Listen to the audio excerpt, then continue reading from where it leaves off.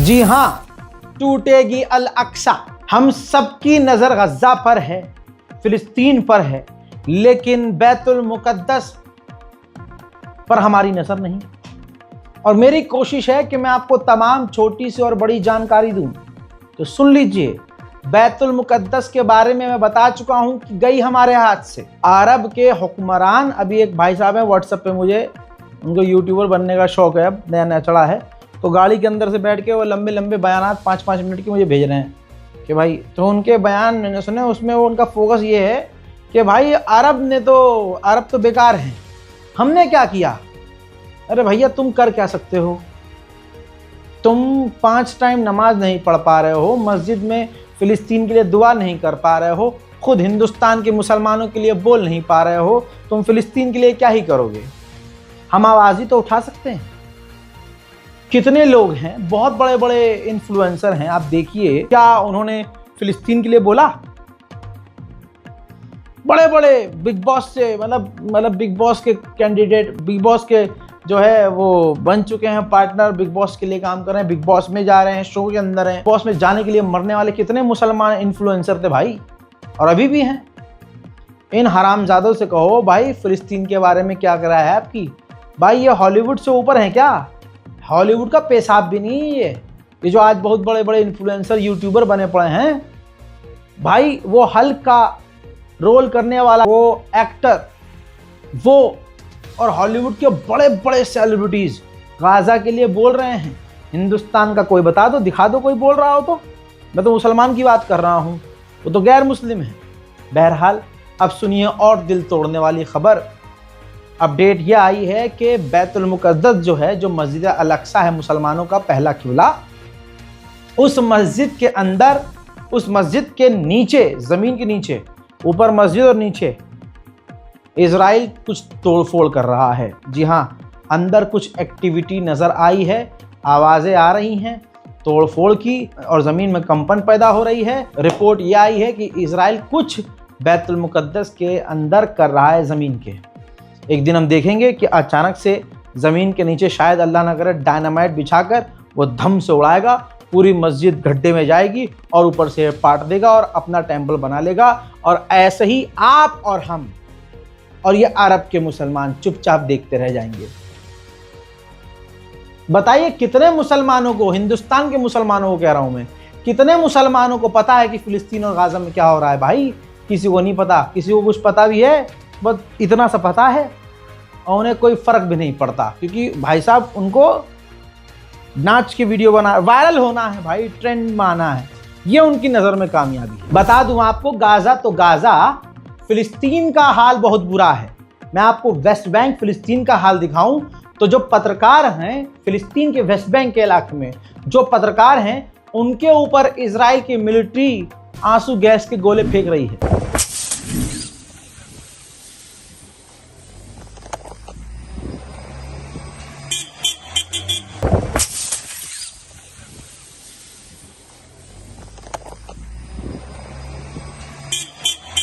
इतना ही होता तो शायद ये खबर मैं आपको अपडेट नहीं देता। ये तस्वीर देखिए, फिलिस्तीन में रेड के दौरान जो फिलिस्तीनी बुरी तरह से घायल हुए, जब वेस्ट बैंक में उनको एम्बुलेंस लेने आई तो एम्बुलेंस को भी इजराइल के सैनिक और सेटलर्स आगे नहीं जाने दे रहे हैं। वेस्ट बैंक में लगातार फिलिस्तीनियों के घरों पर कब्जा भी जारी है। जरा ये देखिए, लगातार बुलडोजर के जरिए इजराइल की सरकार फिलिस्तीन के वेस्ट बैंक में फिलिस्तीनियों के मकानों को तोड़ रही है। ऐसे ही अब ये असैसिनेशन के बाद का एक वीडियो है।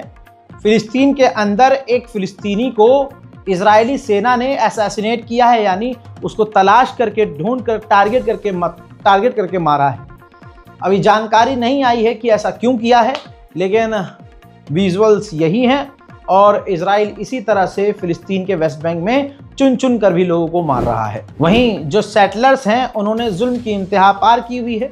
जब एक देश का प्रधानमंत्री ही आतंकवादियों का साथ दे रहा होगा तो उनका मन कितना बढ़ेगा। ये देखिए, फिलिस्तीनियों की ज़मीन पर इजराइल के सेटलरों ने आग लगा दी। हजरात, इतना ही नहीं, जो सेटलर्स हैं फिलिस्तीनियों के इलाके में घुसकर फिलिस्तीनी किसानों को परेशान भी कर रहे हैं। ये तस्वीर आप देख रहे हैं, ये रोज़ की तस्वीरें हैं।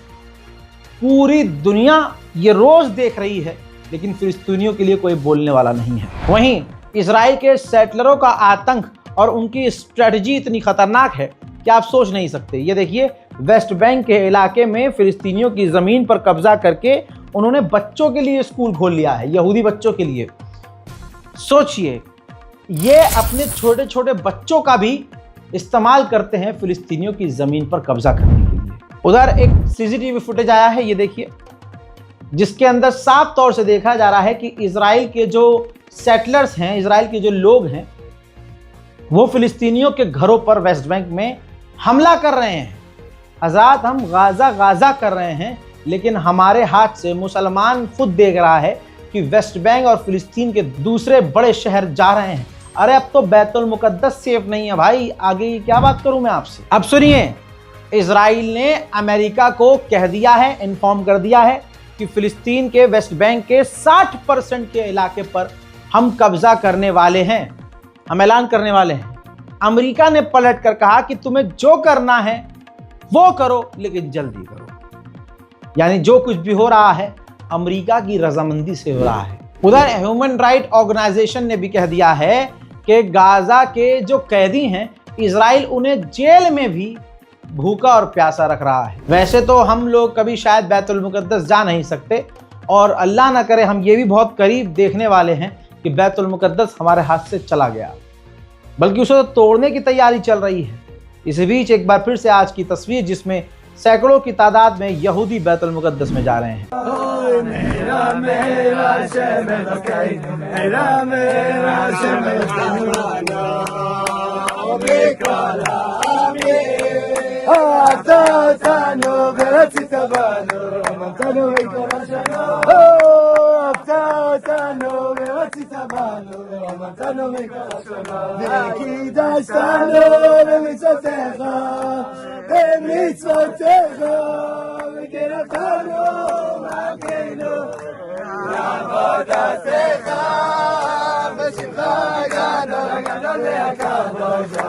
मुसलमानों के फिलिस्तीनियों के नरसंहार का समय आ चुका है। बेंजीवीर ने एक बार फिर से 1 लाख यहूदियों को एडवांस गन बंदूक बांटी है। तो आप सोच सकते हैं कि होने क्या वाला है। गजा के अंदर 348 लोग अब तक भूख से मारे जा चुके हैं, और सिर्फ 24 घंटे के अंदर 9 और बच्चे, महिलाएं भूख से तड़प तड़प कर मारी गई। वहीं मेरे दोस्तों, ये तस्वीर गाजा सिटी की है, बिल्कुल एक्सक्लूसिव है। इजराइल ने पूरी ताकत से गजा सिटी पर बमबारी की है, जिसमें सैकड़ों लोगों के मारे जाने की आशंका है। पूरी तरह से गाजा सिटी बर्बाद है। वैसे तो पूरा गाजा बर्बाद है, लेकिन इजराइल को पहले स्टेप में गजा सिटी पर कब्जा करना है। यही नहीं, एक और तस्वीर मैं आपको दिखा देता हूं। आसमान में उड़ता हुआ इजराइल का हेलीकॉप्टर है, जिसमें से मशीन गन से फिलिस्तीनियों के ऊपर नीचे फायरिंग की जा रही है। आइए, शहर बर्बाद हो चुका है, लोग बिल्डिंगों के अंदर नहीं रह रहे हैं, क्योंकि इजराइल सीधा बिल्डिंगों को तबाह कर रहा है। अब शहर के बीच सड़कों पर टेंट लगाकर लोग रह रहे हैं। एक मंजर दिखाऊंगा।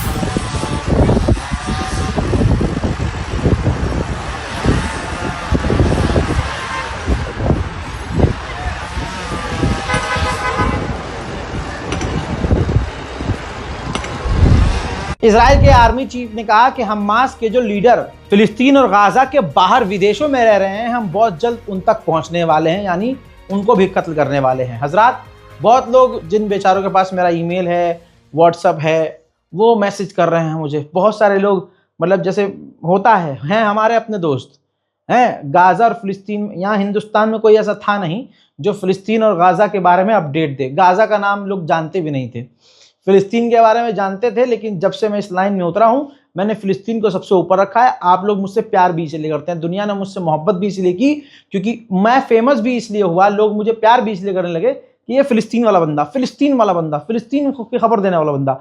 ऐसे अल्लाह ने इज्जत दी है। तो जितनी जानकारी मेरे पास होगी, जितनी गहराई से, और किसी के पास जो आज जो पैदा हुए उनके पास होगी। अब वो कह रहे हैं कि अरे ये तो जो गाजा में जिसको मारा है अबू उबैदा, उसके बारे में वो तो झूठ है, ये तो झूठ है। बाबू, तुम इस लाइन में थे नहीं, तब से हम अब दुनिया को अपडेट दे रहे हैं। हिंदुस्तान में फिलिस्तीन की जानकारी देने वाला हमारा ही चैनल हुआ करता था, और आज भी है। तो सुनिए दोस्तों, अबू उबैदा के कत्ल होने की आशंका 99% है। क्यों? हाँ, इससे पहले इजराइल ने कई बार झूठी अफवाहें उड़ाई हैं, इसमें कोई दो राय नहीं है। लेकिन इस बार डर इसलिए ज्यादा है क्योंकि अबू उबैदा गज्जा में ही थे और अबू उबैदा के कत्ल होने का ऐलान खुद इजराइल के प्रधानमंत्री नेतन्याहू ने किया है। उधर जो कुछ इंटरनल सोर्सेज हैं जो फिलिस्तीन के समर्थन में रहा करते थे, उन्होंने भी ये कंफर्म किया है कि हाँ, अभी तक जितना समय बीता है यही लग रहा है कि अबू उबैदा कत्ल किए जा चुके हैं, क्योंकि हमास की तरफ से अभी तक कोई क्लैरिफिकेशन नहीं आया है। तो दोस्तों, बिना बात, क्योंकि भाई इजराइल ने नसरुल्लाह को मार दिया। जब हिजबुल्लाह के लीडर नसरुल्लाह का कत्ल हुआ और जब रजा गराफी ने सबसे पहले खबर बताई, तो बवाल काटने वालों ने, जो रजाई में लेटे लेटे या बिस्तर पर लेटे लेटे खाली कमेंट कर देते हैं, उन्होंने कहना शुरू कर दिया रजा गराफी को कुछ पता नहीं है, वैसी नसरुल्लाह को ही मार। अरे फिर बाद में पता चला कि रजा गराफी की रिपोर्ट सही निकली। नसरुल्लाह है इस दुनिया में, अब उनके टॉप के कमांडर कत्ल कर दिए। मत मानिए आप। अब अबू उबैदा के साथ क्या हुआ है वो अल्लाह जानता है, लेकिन आशंका 99% यह है कि अबू उबैदा को इजराइल ने कत्ल कर दिया, क्योंकि जिस बिल्डिंग में वो रहते थे और जिस बिल्डिंग में वो मौजूद थे, गज्जा के लोगों ने खुद बताया कि वो पूरी बिल्डिंग तबाह हो गई। ये सच्चाई है। अब वक्त बताएगा कि 1% अगर अबू उबैदा सलामत हैं, उनका स्टेटमेंट जरूर आना चाहिए। देखिए, आईडीएफ ने ऑफिशियली पोस्ट किया है। ये देखिए, आईडीएफ भले, देखिए इजराइल दुश्मन है, लेकिन दुश्मन को कमजोर समझना हमारी बेवकूफ़ी है। आईडीएफ ने कंफर्म किया है कि अबू उबैदा को कत्ल कर दिया है। इसके बाद देखिए, इजराइल के डिफेंस मिनिस्टर ने भी जानकारी दी है सोशल मीडिया पर कि हमने अबू उबैदा, जो हमास का स्पोक पर्सन है, उसको कत्ल कर दिया है। हजरात, इसी तरह से यमन के हुथीज की पूरी कैबिनेट को इजराइल ने कत्ल कर दिया। यहाँ तक कि यमन के हुथीज कैबिनेट के जो प्रधानमंत्री थे, उनको कत्ल कर दिया। तब भी लोगों ने कहा, अरे रजा भाई यार, ऐसे कैसे हो सकता है। भाई, रजा गराफी की रिपोर्ट पर आज अगर भरोसा नहीं है आपको, तो जिंदगी में आपकी, फिर तो आप मोदी की बात मानो जाके। अब सुनिए, ये रहे वो लोग यमन के हुथीज के जिन्हें इजराइल ने कत्ल कर दिया है। हुथीज के प्राइम मिनिस्टर, हुथीज के कैबिनेट सेक्रेटरी, हुथीज के चीफ ऑफ स्टाफ और मिनिस्टर ऑफ इकोनॉमी और industry, minister of foreign affair, Minister of Agriculture and Environment, Minister of Tourism and Culture, Minister of Youth and Sport, Minister of Welfare and Labor, Minister of Justice, Minister of Energy and Water, Minister of Information। देखिए, ये तमाम उन लोगों की तस्वीरें आपको दिखा रहा हूं जो हुथी सरकार की कैबिनेट थी। इजराइल ने बमबारी करके सबको एक झटके में कत्ल कर दिया। लोग बोलते रहे रजा गराफी तो अपने मन से बोल रहा, बड़ा चढ़ा के। कद्दू बोल रहा हूं, सबूत देख लीजिए, और जो हमको झूठा समझता है अपना मुंह काला कर ले। अब आपको और एक्सप्लेन कर देता हूं, ये प्रधानमंत्री कौन सा है, हुथीज की कैबिनेट क्या है। हुथीज यमन की एक मजबूत ग्रुप, एक संगठन है, और उन्होंने अपनी सरकार अलग बनाई थी कि जब पूरे यमन पर हमारा राज होगा, हमारी सरकार बनेगी, तो हमारी सरकार की तरफ से ये प्रधानमंत्री होंगे, ये कैबिनेट मिनिस्टर होंगे, ये विदेश मंत्री होंगे। उनको निशाना बनाकर इजराइल ने पूरी कैबिनेट को ही खत्म कर दिया है। हुथीज की कमर टूट गई है। हिजबुल्लाह को पहले से इजराइल ने तोड़ा, और अब गाजा में एक मजबूत जो प्रवक्ता था हमास का, अबू उबैदा, उसको भी खत्म किया। ये दुश्मन ने किया है। अब इसको आप मानिए या मत मानिए। जो लोग कह रहे थे यमन में ऐसा नहीं है, लीजिए जनाजे की तस्वीर भी दिखा देता हूं आपको। आखिरी रसूमात देख लीजिए आप, कितनी लाशें गिरी हैं, चारों तरफ आपको जनाजे ही जनाजे नजर आ रहे हैं। हुथी संगठन को पूरी तरह से इजराइल ने तोड़ डाला है। समझ से परे है कि हुथीज अगर इतना ही कमजोर था तो इतनी हिम्मत कहां से थी कि वो रोज इजराइल पर मिसाइल दाग रहा था। ये बात हकीकत है, और इजराइल ने फिर वही किया जो वो करने की ताक में था। पूरी ही कैबिनेट को यमन के हुथीज की खत्म कर दिया। हजरात, ये मजमा देखिए, पूरा देश सड़कों पर था। यमन का बच्चा बच्चा हुथीज के लड़ाकों और कैबिनेट के मारे जाने पर उनके जनाजे में पूरा मुल्क, पूरा यमन सड़क पर था। भाई नेतन्याहू ने यह भी कहा है कि अभी तो शुरुआत हुई है, हुथीस को मिटाया जो है हमने, ये शुरुआत है। अभी तो जो हुथीस से जुड़े हुए लोग यमन से बाहर हैं, हम उन तक भी पहुंचेंगे और उनको भी मिटाएंगे। आप सुनिए यमन के हुथीस का स्टेटमेंट आपकी स्क्रीन पर। ये वो स्पोक पर्सन हैं जिनका नाम है, याद रखिएगा नाम, अब्दुल मलिक अल हूथी। इन्होंने ऐलान किया है कि इजराइल ने जो क्राइम किया, इजराइल ने हमारी पूरी कैबिनेट पर हमला किया, कत्ल किया उन्हें और सिविलियंस को मारा, ये रिकॉर्ड है। इजराइल ऐसा ही करता है, बेगुनाहों को कत्ल करता है, दूसरे देशों पर हमला करता है।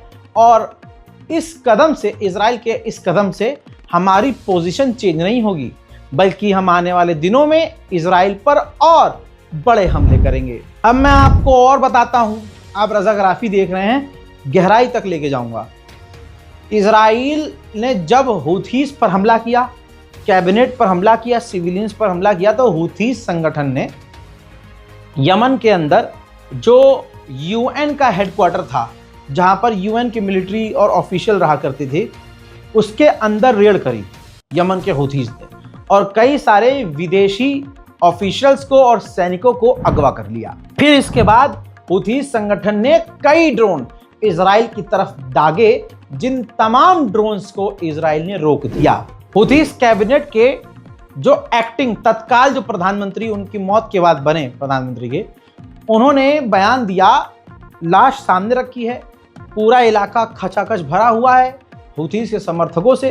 उन्होंने कहा कि मेरे सामने प्रधानमंत्री को कत्ल किया गया, हवाई हमला किया गया और मेरे सामने, मेरे बगल में ही हुथीस के प्रधानमंत्री थे जो बुरी तरह से घायल हुए और प्राउडली, फख्र से उन्होंने शहादत नोश फरमाई। यह है बयान, सुनिए। وأكد لكم أنا كنت حاضر بينهم وإلى جانب الأخ رئيس مجلس الوزراء يستشهد بجانبي بأنهم في تمام الرضا والفخر بموقفهم. الله أكبر. الله أمريكا.